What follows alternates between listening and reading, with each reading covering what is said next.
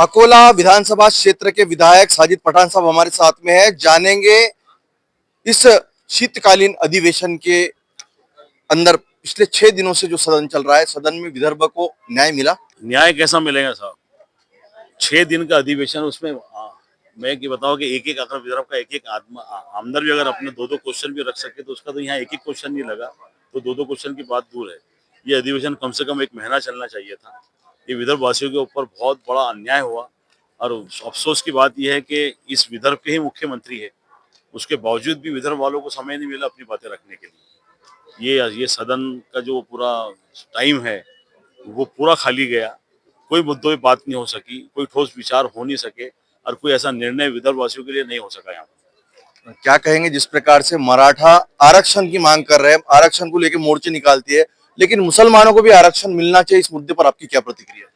नहीं, अकलियत के बारे में तो कुछ सोचने के लिए तैयार ही नहीं है ना। यहाँ हमने देखो, मराठाओं के जब मोर्चे निकले तो हमने उनके मोर्चों के अंदर हमने सहयोग दिया, वहाँ पानी का इंतजाम रखा, उनके लिए नाश्ते का इंतजाम रखा और कहीं कहीं तो अल्पसंख्यक भाइयों ने खाने का तक भी इंतजाम रखा है। तो जब हमारा समय आता तो हमारे लिए कोई बात नहीं करता, और हमारे लिए कोई बात करे ना करे हमको उसकी परवाह नहीं, हमें भी तो बात नहीं करने दी जाती। मैं आज अधिवेशन का आज आखिरी दिन समझ के चलो, कल तो खत्म हो जाएगा अधिवेशन।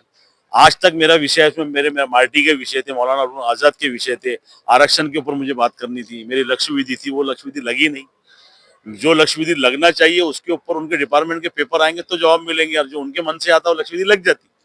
तो लक्ष्य विधि भी ऐसी लगती है जो हमारे मतदार संघ से रिलेटेड नहीं है।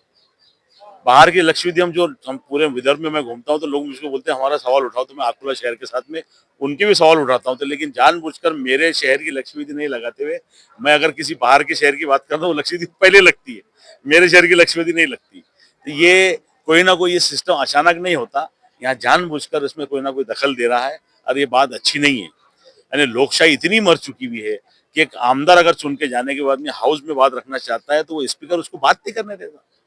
ये अन्याय है हमारे ऊपर। क्या कहेंगे आने वाले स्थानीय स्वराज्य संस्था के महानगर पालिका अकोला के चुनाव होने वाले हैं, जिला परिषद है, महानगर पालिका है, कांग्रेस के आप विधायक होने के बाद में एक मजबूत वहां पर सत्ता बैठेंगी लगता है?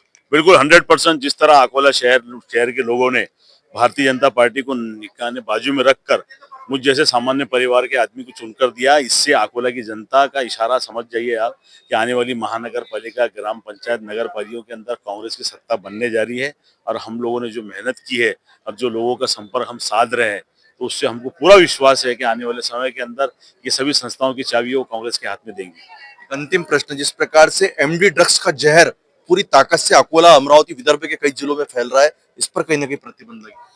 देखो, मैं जिस मजहब से आता हूँ, मजहब के अंदर नशा हराम है, इसलिए उसको सपोर्ट करना तो सवाल ही पैदा नहीं होता। मैं इसी पिछले अधिवेशन के अंदर इसी हाउस के अंदर नागपुर में मैंने चिल्ला के बोला था कि मेरे शहर के अंदर बहुत तादाद में ड्रग्स बिकती है, गांजा बिकता है, उसके बाद में शराब बिकती है और मानिक चंद, गुटके, ये तमाम चीजें मिलती है। और उसके बाद में एक गोगो सिगरेट आती है, जो मासूम बच्चे जो है कम उम्र के बच्चे किरानों की दुकान पे से वो गोगो सिगरेट खरीद के गांजे वाली सिगरेट पी रहे। यानी अब गांजा इतना आम हो गया कि वो किराने की दुकान पे अवेलेबल हो गया। और पुलिस डिपार्टमेंट क्या सो रहा है? जिस थाना इंचार्ज के अंदर अगर वो किराने की दुकान चलती है तो उसने उसका काम नहीं है, सब पता है, सबका हिस्सा मिल रहा है, इसलिए सब खामोश है। और ये अधिवेशन के अंदर भी हमारे जो आमदार है अपने मालोनी के जो माजी मंत्री है असलम शेख, उन्होंने तो ये मुद्दा फिर वापस दोबारा बहुत ताकत से उठाया और हम लोगों ने उनको सपोर्ट किया। लेकिन पता नहीं इनके कनेक्शन इतने मजबूत है कि एक थाना इंचार्ज को वो छोटल सा लोकल बेचने वाला उसका सपोर्ट है, बाद में जो बड़ा कारोबारी होगा कि शहर में बैठ के ऐसा महाराष्ट्र में माल आता होगा तो उसको सपोर्ट होगा। तो ये लिंक इतनी बड़ी है और इतनी बड़ी चैन है कि ये चैन तोड़ना मुश्किल नजर आ रहा है। हमारे साथ थे अकोला के विधायक साजिद पठान। उन्होंने कहा कि जिस प्रकार से एमडी ड्रग्स का नशा, गांजे का नशा अकोला नगरी में, अमरावती नगरी में फैल रहा है, इस पर प्रतिबंध लगाना जरूरी है। थाना के इंचार्ज को मालूम रहता है कि उसके थाना के क्षेत्र के अंदर कौन यह व्यवसाय कर रहा है।